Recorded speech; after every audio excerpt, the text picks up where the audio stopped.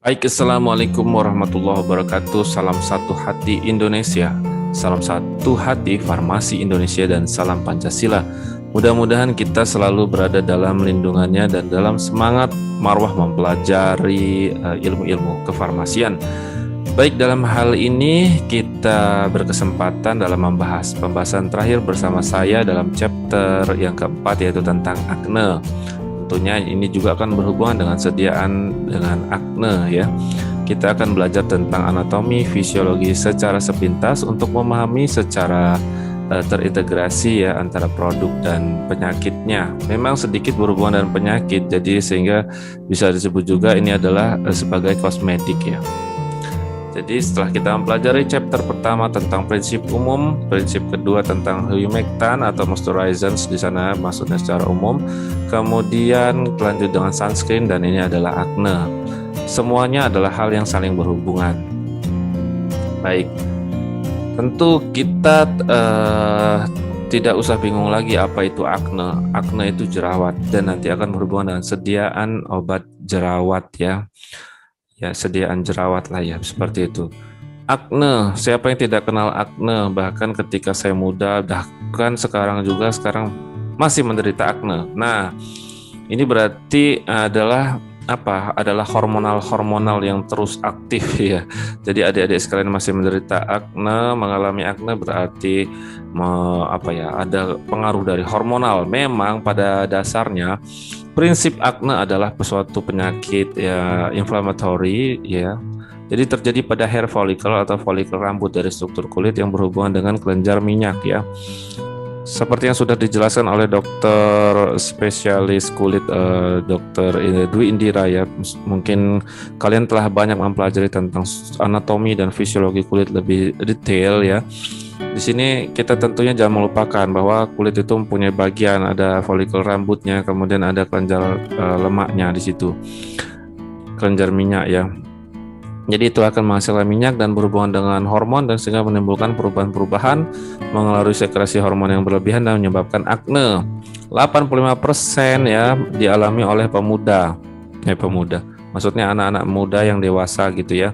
Dimulai dari umur 12 sampai 14 tahun, bervariatif, 17, 19 semakin aktif ya. Memang pada dasarnya wanita tuh lebih mudah ya keserang akne ya, karena kedewasaannya lebih duluan munculnya ya. Jadi ada sekarang anak SD aja sudah menstruasi. Nah, itu kan menunjukkan perubahan hormonal ya. Tentunya ini juga dipengaruhi oleh makanan. Suka makan KFC, McD. Nah, ini makanan-makanan yang berpengaruh terhadap pertumbuhan akne. Nah, akne ini adalah penyakit yang bersifat tidak singkat ya, bisa tahunan bahkan lebih dari 10 tahunan, sehingga harus sabar mengatasinya. Dan apa hubungan dengan kosmetik? Tentunya kita harus pandai-pandai dan bijak dalam memilih kosmetik yang berhubungan menimbulkan akne itu sendiri. Oke. Ini adalah gambaran dari acne lesions yang merupakan dari primary lesions dari acne, yaitu bersifat komedo ya. Jadi komedo ada dua, open komedo ya, yaitu di situ ada blackheads, kemudian ada closed komedo, yaitu di situ whiteheads-nya. Nah, di sini disebut sebagai komedons.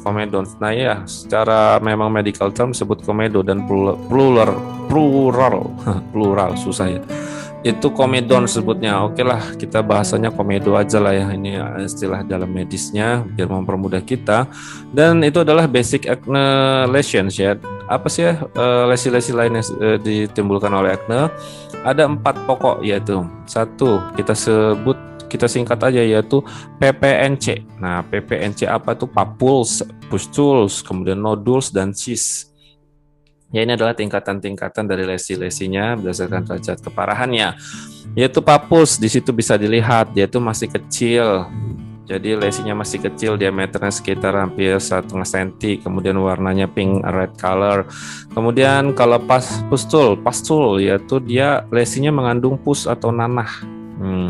Kemudian ada nodules, dia mulai berkembang ya, peradangannya berkembang, jadi dibandingkan dengan papules. Jadi lokasinya berada di kulit yang lebih dalam lagi. Nah, kemudian kalau cyst apa bedanya ya? Which are close, jadi ada cenderung ada di permukaan kulit. Nah, mengandung liquid atau semi solid material. Di mana itu? Yuk kita lihat. Nah, ini dia ya. Jadi kalau papuls itu ada di pojok kiri ya. Dia cenderung kemerahan setengah senti kayak gitu kan. Kemudian berkembang menjadi pustules, muncul dia pusnya tuh putih-putih ya. Rasanya gatel kita untuk mengeluarkannya gitu kan kalau ada pusnya. Kemudian ada nodules, dia mulai terjadi inflamasi ya. Bengkak-bengkak seperti itu ya, dia lebih di dalam ya lapisan yang terserang. Kemudian ada terakhir cyst. Nah, cyst ini mana? Ditutupi muka saya. Nah, ini dia. Cyst tuh dia. Jadi lebih pada permukaan, mengandung liquid atau semi solid. Lanjut ya. Nah, ternyata papuls ini secara gambar 3 dimensi ya masih di permukaan seperti itu ya. Ini adalah memang semuanya adalah reaksi dari proses inflamasi atau peradangan ya. Nah, ini adalah bentuk dari papuls. Tadi pustules. Pustules ini juga ciri khasnya ada nanahnya. Ya, bisa berwarna bervariasi, ada yang putih, yellow, orange, green. Nah, lama-lama kayak warna pelangi ya, muka kita kalau jerawat ya. Kemudian tentunya ini biasanya dikeluarkan ini nanahnya ya dengan teknik-teknik tertentu oleh beautician. Kemudian nodules ini dia menyerang ke lapisan kulit yang lebih dalam. Ya, jadi karena apa? Adanya keratin ya yang tertahan, lapisan-lapisan sel kulit mati tertahan, kemudian minyak terakumulasi dalam folikel rambut. Nah, menjadi besar, berkembang lebih dalam, jadilah nodul, bengkak juga ya. Nah, ini dia, ini adalah nodules.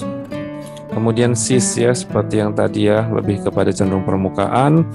Ketika folikel rambut terisi oleh liquid substance ya, itulah menghasilkan cyst ya, bisa juga semi solids. Nah, ini harus hati-hati penanganannya, apalagi ketika memakai kosmetika. Memang ada semacam gimana sih hubungan diet sama akne ya. Ada yang bilang some particle fruits atau makanan tertentu berpengaruh terhadap akne. Ada juga bahkan dokter spesialis kulit yang mengatakan bahwa tidak berpengaruh ya makanan. Nah, itu silakan Anda simpulkan sendiri, apalagi yang pernah mengalaminya. Kalau saya sebagai pribadi berkesimpulan ya, karena memang banyak perbedaan pendapat, makanan itu sangat mempengaruhi dari akne ya. Tentunya apa yang kita makan akan berpengaruh. Misalnya saja di sini kacang-kacangan untuk orang yang jerawatan ya, itu makan yang bersifat kacang-kacangan pasti akan kambuh gitu. Ya, nah, tapi ada juga yang nggak kambuh, nah, gitu. Tapi beberapa tertentu kambuh. Kacang-kacangan, minuman, susu ya kayak gitu ya. Nah, sehingga harus memperhatikan ya asupan dietnya dengan penyakit kulit lah yang dideritanya, dalam hal ini akne. Kemudian ketika mengalami akne dan mendapat terapi antibiotik, itu kita hindarilah susu. Ya, maksudnya bukan nggak boleh minum susu ketika minum antibiotiknya diselangi waktu sekitar 2 jam atau 3 jam baru minum susu. Kalau suka minum susu ya. Kalau suka minum kopi gimana, Pak? Nah, ya dikurangi juga diadakan jeda waktu juga ya. Karena tentunya akan ada interaksi antara antibiotik dengan senyawanya. Lalu juga sekarang itu adanya terapi-terapi alternatif ya yang dihubungkan dengan diet juga. Misalnya ada suatu merek tertentu, Herbalife, macam-macam ya. Nah, itu terkadang diet itu ngaruh secara lembut ya, karena asupan makanan yang diperhatikan, jadi produksi dari kelenjar minyaknya juga akan menurun ya, pengeluaran lemak juga menurun.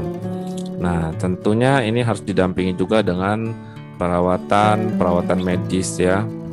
Bisa tentunya oleh dokter spesialis kulit, kemudian pengawasan obatnya oleh farmasis itu sendiri. Ya, sun dan akne, karena pada pertemuan chapter 3 kalau tidak melangkah melihatnya, jadi memang matahari ya, pemaparan terhadap sinar matahari itu dapat merangsang pengeluaran atau sekresi minyak yang berlebih dari kelenjar minyak yang ada di struktur kulitnya, sehingga akan memperparah lesi ya, kemudian menutup, kemudian sel dead matinya juga menumpuk, dia akhirnya terbentuk komedo, memperparah. Sehingga di sini caranya adalah mengurangi exposure to the sun ya, memakai sunscreen. Nah, bagaimana kalau orang akne memakai sunscreen? Tentunya dipilih yang misalnya dia tidak terlalu oily kayak gitu ya, karena akan cenderung memperparah non sunscreen seperti itu ya. Kemudian jangan lupa juga setelah terpapar sinar matahari cuci muka ya. Cuci muka itu akan sangat mempengaruhi untuk membersihkan dead cell yang ada di permukaan kulit.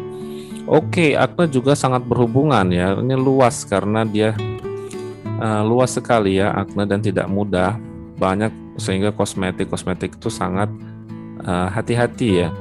Berhubungan dengan obat dan senyawa kimia yang dapat menimbulkan akne. Obat-obat apa? Contohnya steroid, hormon androgenik, kemudian beberapa antikonvulsif tertentu, dan juga anti TBC, kemudian litium, dan juga pemaparan terhadap senyawa iodida, bromida, dan klorin itu bisa memacu pengeluaran dari akne ya. Perkembangannya juga bisa menjadi diperparah, sehingga perhatikan penggunaan obat-obat ini yang akan dikaitkan dengan kosmetik Anda. Kosmetik dan make up. Nah, ini ketika Anda menjadi artis ya, apalagi ini wanita nih, pasti selalu pakai kosmetik and make up. Nah, pria juga pakai ya. Ada juga ya, apalagi artis ya, ada dia pakai kosmetik terus lama-lama akan menutup dari hair follicle itu, membentuk plak sehingga sebumnya akan meningkat, jadilah dia cyst gitu, seperti itu. Kemudian tadi jadi nodul, sehingga kosmetik harus diperhatikan mana yang bersifat komedogenik, membentuk komedo, dan mana yang aknegenik. Nah, ciri khasnya memang komedogenik itu lebih lama terbentuknya ketika sudah memakai kosmetik tertentu, bisa beberapa bulan. Kalau aknegenik dia lebih singkat memberikan efeknya. Ya, maksudnya lebih singkat, dalam 1-2 minggu aja udah bisa kelihatan, oh ini kosmetik nyebabin aknegenik. Sehingga pabrikan farmasi itu sangat berhati-hati mana sih dibedakan lagi khusus non komedogenik dan non aknegenik. Biasanya ada komposisi seperti itu ya. Sehingga harus diperhatikan, cari yang penggunaan emulsi. Kita nanti sebagai farmasis memilihkan nanti ketika ada konsultasi adalah produk-produk yang cenderung tidak oily. Seperti itu ya. Nanti ada, kalau siapa tahu yang punya klinik kecantikan ya, seperti itu bisa. Ya, akne ini memang dari kelas bawah sampai atas ya. Tadi saya katakan artis juga bisa kena, seperti ada teman saya mungkin ya yang menjadi brand ambassador bening klinik, misalnya Robi Purba misalnya ya. Dia akan rajin melakukan perawatan, tentunya perawatan yang dialami di klinik tertentunya dia lebih canggih. Kalau ini adalah treatment by cosmetician ya yang banyak dijalani ya.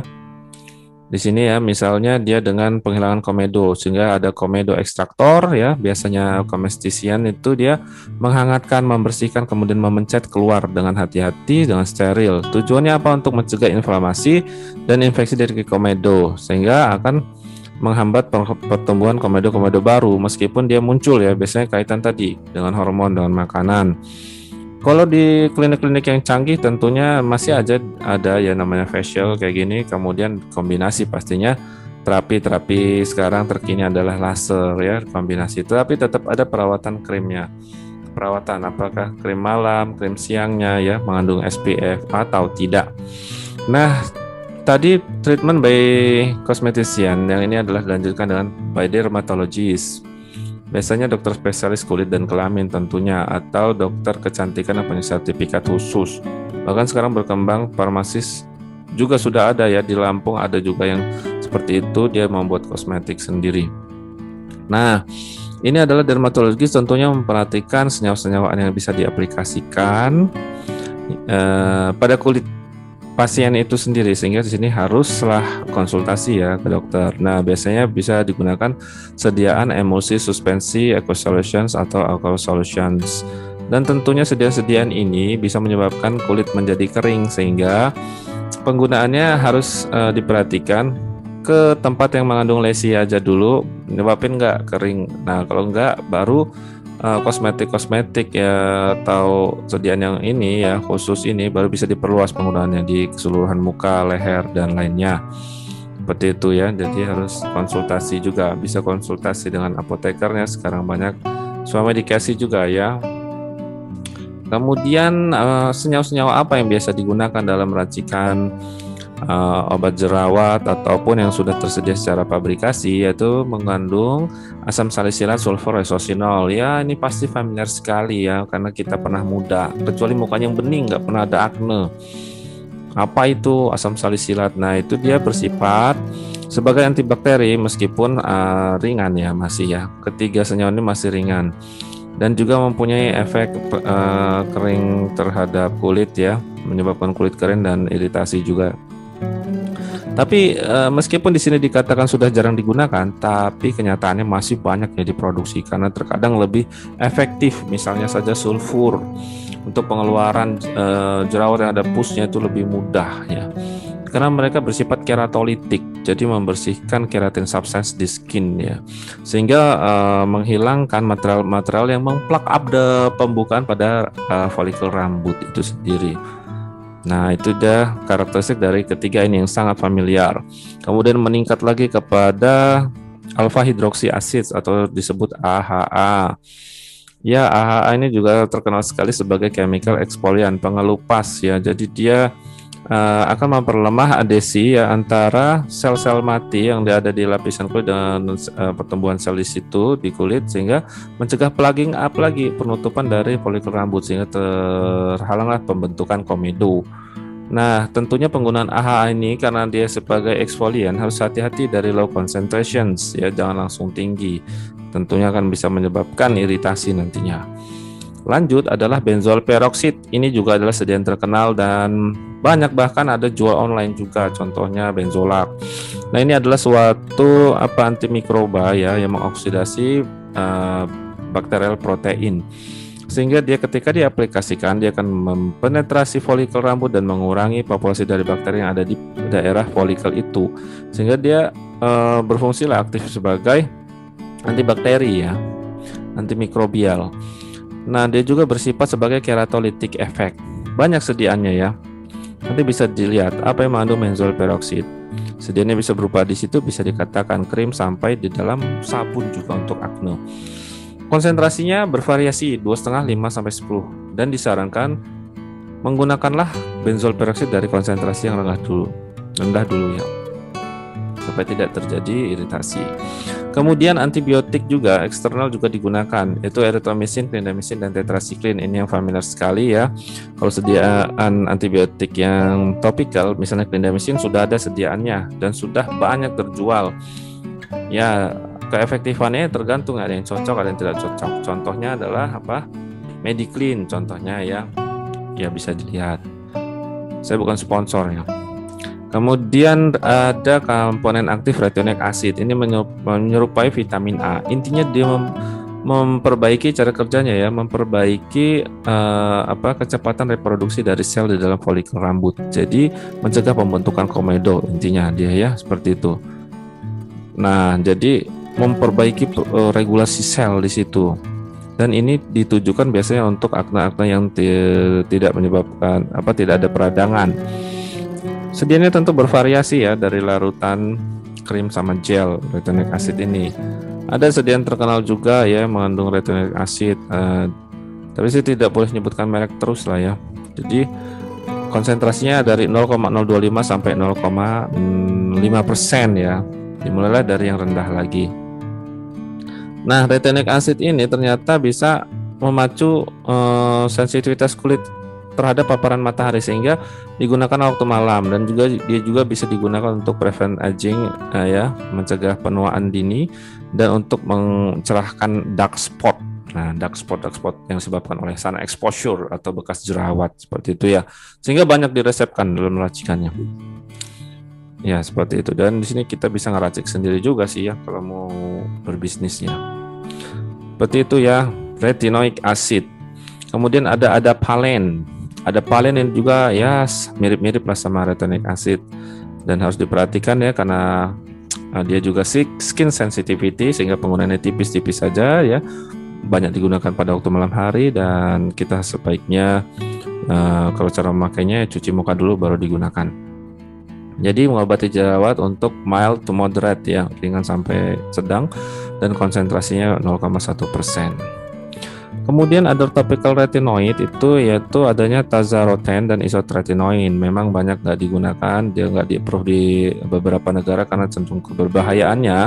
Sehingga retinoid ini harus diperhatikan dan tidak digunakan dalam masa kehamilan ya, atau pada saat-saat melahirkan anak. Intinya mengandung kayak gitu, hati-hati pakai retinoid ya turunannya.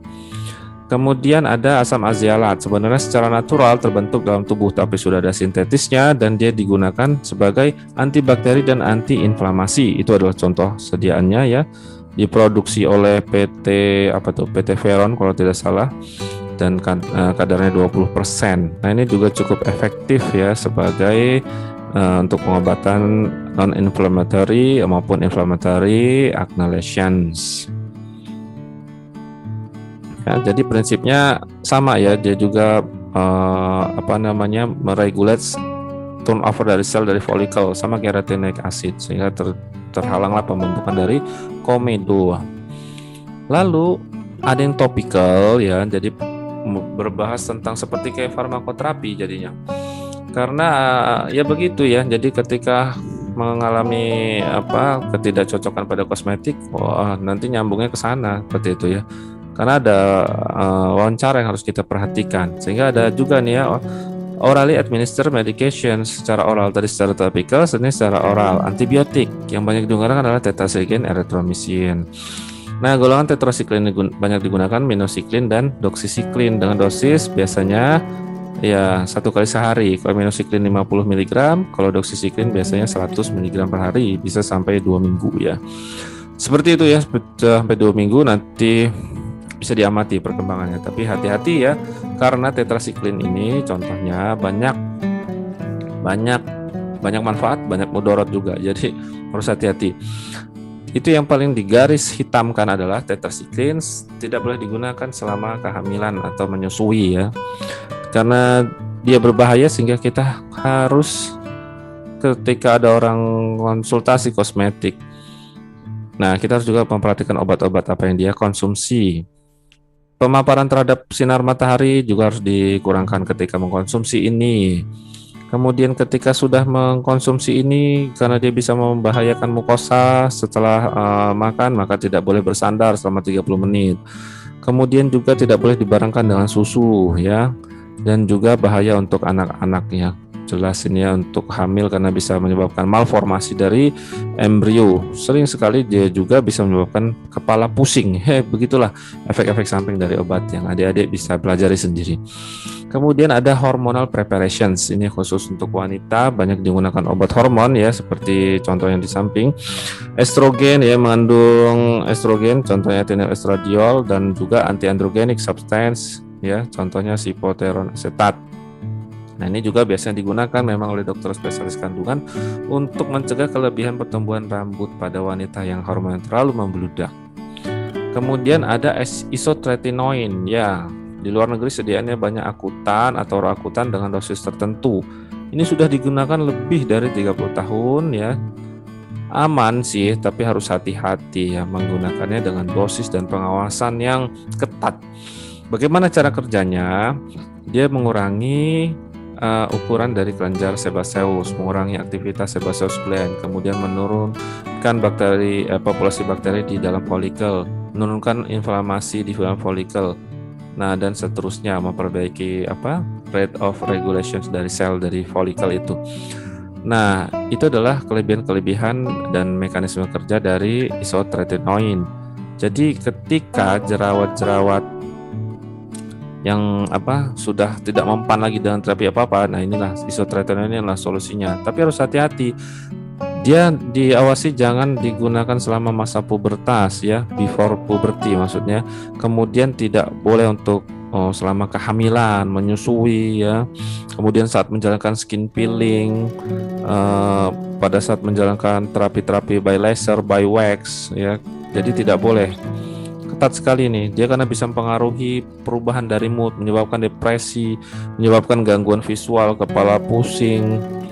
Nah, ini adalah efek-efek ke depan yang tidak diinginkan dari terapi isotretinoin. Nah, ini beberapa contoh side effect dan ada juga pendekatan terapinya. Contohnya ada kekeringan pada kulit juga, dia bisa menyebabkan pada awal-awal terapi biasanya dan sembuh pada waktu-waktu setelahnya. Jadi harus dimulai dengan dosis yang rendah ya. Bagaimana cara penanganannya? Contohnya the use of oily soaps ya, sabun yang berminyak karena dia kering. Ada juga bisa menyebabkan mata kering, kemudian mulut kering dengan terapinya seperti di samping berdasarkan therapeutic approach. Dan juga bahkan isotretinoin ini bisa meningkatkan trigliserida dan kolesterol dalam darah, sehingga harus hati-hati terhadap orang yang mempunyai kolesterol dan trigliserida tinggi ya, mengganggu fungsi liver juga. Nah, ini ada solusinya, bisa dilihat di sini yang di kanan ya. Sehingga tretinoin, nanti ada yang konsultasi, dipakai kosmetik ini, tapi kita nggak tahu dia ternyata konsumsi tretinoin. Nah, ini kan harus kita awasi ya. Kemudian dia bisa juga menyebabkan muscle discomfort dan pain ya, karena adanya olahraga seperti itu. Nah, oke. Jadi gimana sih cara gunain tretinoin ini? Memang ada recommended dosage itu ya.